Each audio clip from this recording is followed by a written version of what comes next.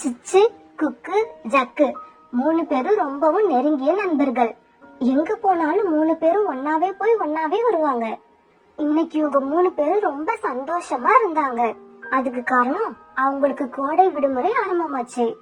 அன்னைக்கு ஆற்றங்கரையில ஒன்னா சேர்ந்த 3 பேரும் விடுமுறையில எங்கெங்க போறது அப்படின்னு ஜாலியா பேசிக்கிட்டு இருந்தாங்க. உங்களுக்கு தெரியுமா, நாளைக்கு காலையில நானும் எங்க அம்மாவும் எங்க மாமா வீட்டுக்கு போக போறோம். காலையிலேயே கிளம்பிடுவோம். அங்க போறதே எனக்கு ரொம்ப பிடிக்கும். எங்க மாமா நான் எது கேட்டாலும் வாங்கி தருவாரு. அப்புறம் அவருக்கு சொந்தமா ஒரு பெரிய கொய்யா தோட்டம் இருக்கு. அந்த தோட்டத்துல ஒரு சறுக்கு மரமும் இருக்கு. அங்க போறப்பெல்லாம் நான் ஜாலியா விளையாடுவேன். ஜக்கு, நீ எங்க போக போற? எனக்கு மாமா இல்ல, அதனால நான் எங்க தாத்தா வீட்டுக்கு போயிடுவேன். நாளைக்கு எங்க தாத்தா வீட்டுக்கு தான் போக போறேன். வீட்டுக்கு பின்னால சின்ன குளம் ஒண்ணு இருக்கு. அங்க போய் நாங்க ஜாலியா விளையாடுவோம். சிச்சு, இந்த லீவுக்கு நீ எங்க போக போற? ஜக்கு இப்படி கேட்ட உடனே சிச்சு எதுவும் பேசாம தலைய குனிஞ்சுக்கிட்டு சோகமா இருந்தது. சிச்சுவுக்கு மாமா இருக்காங்க, ஆனா அவங்க கூட சிச்சுவோட அம்மா பேச மாட்டாங்களாம். சிச்சு, நீ வேணா என் கூட என் தாத்தா வீட்டுக்கு வரியா? சிச்சு கிட்ட இருந்து இதுக்கு எந்த பதிலும் இல்ல. அன்னைக்கு சாயங்காலம் ஆச்சு. எல்லா பறவைகளும் அவங்கவுங்க வீட்டுக்கு பறந்து போனாங்க. அம்மா, நாளைக்கு நம்ம எத்தனை மணிக்கு மாமா வீட்டுக்கு கிளம்புறோம்? குக்கு, நாளைக்கு காலையிலே கிளம்பணும். அப்புறம் நாளைக்கு அங்க வந்து எதுவும் சண்டித்தனம் பண்ண கூடாது. சொன்ன பேச்சு கேட்டு நல்ல பிள்ளையா நடந்துக்கணும். நீ சொல்றபடியே நான் நடந்துக்கிறேன். ஆனா நான் சொன்னா உன்னை நீ கேப்பியா? சொல்லு, கேக்குறதா வேண்டாமான்னு அப்புறம் முடிவு பண்றேன். அம்மா அம்மா, என் ஃப்ரெண்டு சிச்சு இருக்காளம்மா, அவனுக்கும் மாமா இருக்காங்க. ஆனா அந்த மாமா சிச்சுவோட அம்மா கிட்ட சண்டை போட்டுக்கிட்டு பேச மாட்டாங்களாம். நாளைக்கு நான் மாமா வீட்டுக்கு போறேன்னு சொன்னதும் அவன் முகம் ரொம்ப சோகமாயிடுச்சுமா. அதனால நீங்க சரின்னு சொன்னா. நான் சரின்னு சொன்னா? நீங்க சரின்னு சொன்னா அவனையும் நம்ம கூட அழைச்சுக்கிட்டு போலாமா? குக்கு, உன் நண்பனுடைய உணர்வையும் புரிஞ்சுக்கிட்டு அவனையும் மாமா வீட்டுக்கு அழைச்சிட்டு போகணும்னு சொல்ற பாரு. உன்னை என் பையன்னு சொல்ல எனக்கு ரொம்ப பெருமையா இருக்கு. சரி சரி, நீ தூங்கு. காலையில சீக்கிரமா எந்திரிக்கணும். பிறகு சாராவும் குக்கும் படுத்து தூங்கிட்டாங்க. சிச்சு, நீ உன் ஃப்ரெண்ட்ஸ பாத்துட்டு வந்ததுல இருந்து ஏன் உன்னோட முகம் வாட்டமாவே இருக்கு? ஒண்ணும் இல்லம்மா, நல்லாதான் இருக்கேன். சிச்சு, உண்மைய சொல்லு, பொய் சொல்லாத. அது வந்துமா, என் ஃப்ரெண்ட்ஸ் எல்லாம் இந்த லீவுக்கு அவங்க மாமா வீட்டுக்கு போறாங்க. நீ தான் நம்ம மாமா கிட்ட பேசுறதே இல்ல. அப்புறம் எப்படி நாம அங்க போக முடியும்? சிச்சு எதை நினைச்சு ஃபீல் பண்ணிக்கிட்டு இருக்காங்கிறது இப்ப அவங்க அம்மாவுக்கு நல்லா புரிஞ்சு போச்சு. சிச்சு, மாமா கிட்ட நான் பேசாம இல்ல, மாமாவும் அத்தையும் தான் என்கிட்ட பேசாம இருக்காங்க. சோனாவும் அவங்க அண்ணனும் பேசாம இருக்கிறதுக்கு காரணமான சம்பவம் நடக்கிறப்ப சிச்சு இவ்வளவு பெருசு கூட இல்ல, இதை விட சின்னவனா இருந்தான். அப்ப நடந்தது எதுவும் அவனுக்கு தெரியாது. ஆனா இப்ப அதை தெரிஞ்சுக்க அவனுக்கு ஆர்வம் வந்திருக்கு. அம்மா, மாமா நம்ம கூட ஏன் பேசுறது இல்ல? சிச்சு, அது எப்பவோ நடந்த சம்பவம். உங்க அப்பா இறந்து கொஞ்ச நாள் வரைக்கும் நம்ம இதே வீட்டுலதான் இருந்தோம். அப்ப நீ இதை விட சின்ன பையன். ஒரு நாள் உங்க மாமாவும் அத்தையும் நம்ம வீட்டுக்கு வந்தாங்க. அண்ணனை பார்த்த உடனே சோனாவோட கண்ணுல இருந்து கண்ணீர் வந்துச்சு. சோனா, நடந்தது நடந்துருச்சு. இனிமே அதையே நினைச்சுக்கிட்டு இருக்க கூடாது. நடக்க வேண்டியதை பாரு. சிச்சுவோட முகத்தை பாரு. இனி அவனுக்காகவாவது நீ உன் மனசை தேர்த்திக்கிட்டு தான் ஆகணும். நீங்க என்ன பேசுறீங்க? இவங்களை எங்க தனியா விட்டா இப்படிதான் இருப்பாங்க. அண்ணி, பேசாம நீங்க எங்க கூட வந்துருங்க. ஏன் யாரும் இல்லாத மாதிரி தனியா இருக்கீங்க? இல்ல அண்ணி, வேண்டாம். அவர் வாழ்ந்த இந்த வீட்லயே நாங்களும் வாழ்ந்துடுறோம். சோனா, நீ இங்க இருந்தா உனக்கு பழைய நினைப்புலாம் வந்துகிட்டு தான் இருக்கும். நீ என் வீட்டுக்கு வந்துரு. அண்ணன் நான் இருக்கேன் உனக்கு. என் அண்ணனும் அண்ணியும் என்ன அவங்க கூட இருக்க கூப்பிட்டப்ப எனக்கு உண்மையிலே ரொம்ப சந்தோஷமா இருந்துச்சு. நம்ம மேலயும் அன்பு காட்ட 2 பேர் இருக்காங்கன்னு. அவங்க சொன்ன மாதிரியே உன்னை தூக்கிக்கிட்டு அவங்க வீட்டுக்கு போனேன். அங்க போனதும் கொஞ்ச நாள் நல்லாதான் போச்சு. ஒரு நாள் வீட்டுக்கு வந்த என் அண்ணன் முகம் சோகமா இருந்தது. என்னங்க முகம் ஒரு மாதிரியா இருக்கு? ஒன்னும் இல்ல, நான் வேலை பார்த்த கம்பெனியை இழுத்து மூடிட்டாங்க. சொந்தமா ஏதாவது தொழில் செய்யலான்னு பார்த்தா அதுக்கு பணம் நிறைய தேவைப்படுது. அப்ப அப்பா இறந்ததுக்கான இன்சூரன்ஸ் பணம் அம்மா கிட்ட இருந்தது. அதுவும் இல்லாம அப்பாவோட தோட்டத்தை வித்த பணமும் இருந்துச்சு. அண்ணன், உனக்கு எவ்வளவு பணம் வேணும்? நான் தரேன் அண்ணன், நீ தைரியமா இரு. இல்ல சோனா, உன்கிட்ட இருந்து பணம் வாங்க என் மனசு ஒத்துக்கல. உன்கிட்ட இருந்து பணம் வாங்குறதும் பெரிய தப்பு. இதுல என்ன தப்பு இருக்கு? தேவைப்படும் போது வாங்கிக்க போறேன். நீ சம்பாதிக்க ஆரம்பிச்சதும் கொடுத்துட போறேன். என்னங்க, அண்ணி தான் இவ்வளவு தூரம் சொல்றாங்கல்ல, வாங்கிக்கோங்க. பணம் வந்தோடனே நாம திருப்பி கொடுக்க தானே போறோம். இப்படி முதல் தடவை என்கிட்ட பணம் வாங்கின மாமா பிறகு அடுத்தடுத்து பல காரணங்களை சொல்லி பல தடவை பணம் வாங்கிக்கிட்டே இருந்தாரு. இப்படி கொடுத்துக்கிட்டே இருந்து அம்மா கிட்ட இருந்த பணம் தீர்ந்து போயிடுச்சு.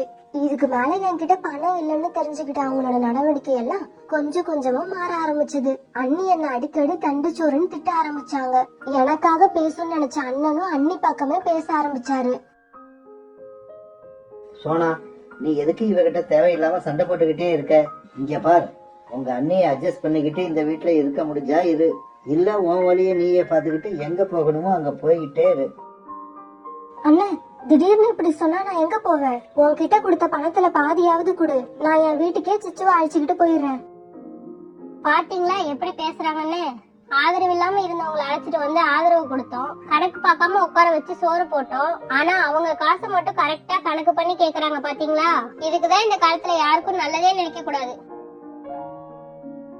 அன்னைக்கு இந்த வீட்டுக்குள்ள வந்த நாள் தான் இன்னைக்கு வரைக்கும் அங்க போகவும் இல்ல, உன் மாமா கூட பேசவும் இல்ல. சிச்சு, நீ ஏன் அழுகுற? அம்மா, மாமாவும் அத்தையும் இவ்வளவு கேவலமானவங்கன்னு எனக்கு தெரியாது. இனிமே யாராவது என்கிட்ட கேட்டா மாமா கூட சண்டைன்னு சொல்ல மாட்டேன். எனக்கு மாமாவே இல்லைன்னு தான் சொல்லுவேன். இனிமே நான் யார் வீட்டுக்கும் போகணும்னு ஆசையே பட மாட்டேம்மா.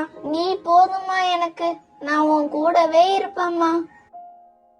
இனி எப்பவும் இந்த பேச்சை எடுத்துடாத. நான் எல்லாத்தையும் மறக்க விரும்புறேன். என் சந்தோஷம் எப்பவும் உன் கூட தான். இப்படி பேசிக்கிட்டே அம்மாவும் பிள்ளையும் தூங்கிட்டாங்க. மறுநாள் பொழுது விழுந்துச்சு. ராத்திரி லேட்டா தூங்கின சோனா குருவியும் சிச்சுவும் விடிஞ்சதும் ஏந்திரிக்கவே இல்ல. நல்லா தூங்கிட்டே இருந்தாங்க. அப்ப யாரோ வாசக்கதவு தட்டுற சத்தம் கேட்டுச்சு. சத்தம் கேட்டு எழுந்துச்சு சிச்சு அம்மாவை எழுப்பினா. அம்மா, அம்மா, வாசல் கதவை யாரோ தட்டுறாங்க. உடனே சோனா குருவி எழுந்திருச்சு சிச்சுவை அழைச்சுக்கிட்டு வாசலுக்கு வந்துச்சு. குக்குவும் அவங்க அம்மாவும் நின்னுகிட்டு இருந்தாங்க. குட் மார்னிங் சிச்சு, சீக்கிரம் கிளம்பு, எங்க மாமா வீட்டுக்கு போவோம். சோனா சகோதரி, இவன் தான் குக்கு. நான் குக்குவோட அம்மா. குக்குவும் சிச்சுவும் நல்ல நண்பர்கள். 2 பேரும் சேர்ந்து இருந்தா ரொம்ப சந்தோஷமா இருப்பாங்க. அதனால குக்குவோட மாமா வீட்டுக்கு எங்க கூட நீங்களும் வந்தா நாங்க ரொம்ப சந்தோஷப்படுவோம். சாரா சகோதரி, நீங்க சொல்றது எல்லாம் சரிதான். இருந்தாலும் அறிமுகம் இல்லாதவங்க வீட்டுக்கு வர்றது எனக்கு என்னமோ சரியா படல. வேற யாரும் இல்ல, என்னோட சொந்த அண்ணன். ஒரு தடவை வந்து பாருங்க. எங்க அண்ணன் என்ன மட்டும் இல்ல, என்னோட ஃப்ரெண்ட்ஸ் எல்லாரையுமே தன்னோட தங்கச்சியா தான் நினைக்கும். எதை பத்தியும் யோசிக்காம உடனே கிளம்புங்க. சிச்சு, நீ என்ன சொல்ற? அம்மா, உங்க விருப்பம் எதுவோ அதுதாம்மா என் விருப்பமும். சரி, நானும் வரேன். என் சிச்சுவை சந்தோஷப்படுத்தணும்னு எனக்கும் ஆசை இருக்கு. இத கேட்ட சிச்சுவுக்கும் குக்குக்கும் ரொம்ப சந்தோஷமாயிடுச்சு. அப்புறம் என்ன, இவங்களோட சந்தோஷமான பயணம் ஆரம்பமாச்சு. போற தூரம் அதிகமா இருந்தாலும் சிச்சுவுக்கும் குக்குக்கும் கலப்பே தெரியல. அவங்கதான் முன்னால பறந்து போனாங்க. சோனாவும் சாராவும் அவங்க பின்னாலதான் போனாங்க.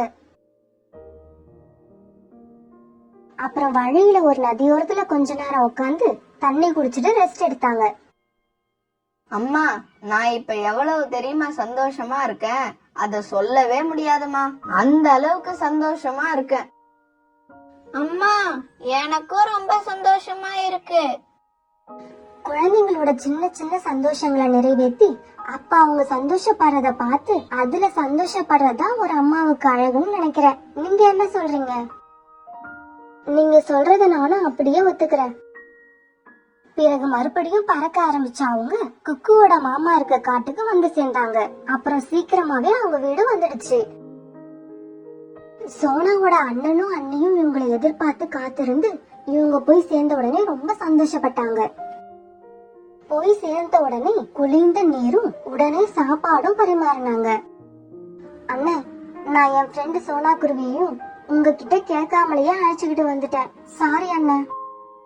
என்ன சாரா, இதுக்கு போய் சாரி சொல்ற? நீ எப்படி எனக்கு தங்கச்சியோ அதே மாதிரிதான் சோனாவும் எனக்கு ஒரு தங்கச்சி.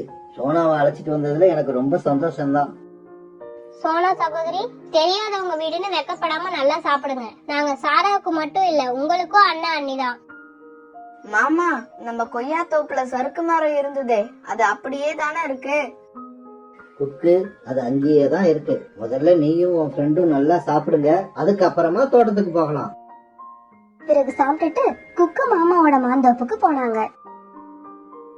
அங்க குக்குவும் சிச்சுவும் ஆசை தீர விளையாண்டுகிட்டே இருந்தாங்க.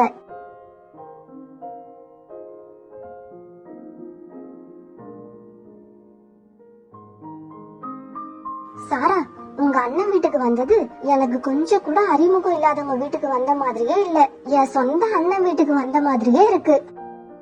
சோனா, நான் ஒண்ணு சொல்றேன் கேட்டுக்க. சொந்தங்கிறது ரத்த சம்பந்தத்தால வரதில்ல, மனசு இருக்கிற அன்பால வரது. பாசமே இல்லாத சொந்தம் இருக்கிறது ஒண்ணுதான், அது இல்லாம போறது ஒண்ணுதான்.